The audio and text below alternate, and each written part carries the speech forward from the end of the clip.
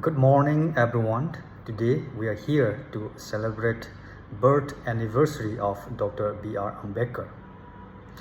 It is celebrated on 14th April of every year.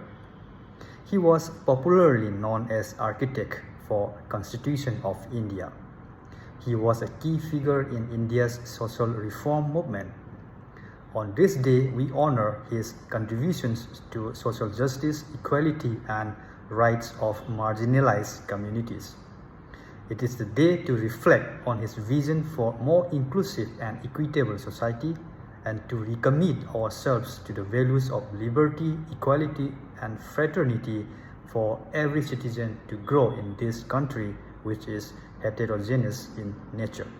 So on this special day, I would like to congratulate every one of you that we were lucky enough to have had such a great leader among us who truly love this country, and also wish everyone to contribute to the growth of your fellow man by speaking up for them whenever and wherever required. Thank you. Jai Hind.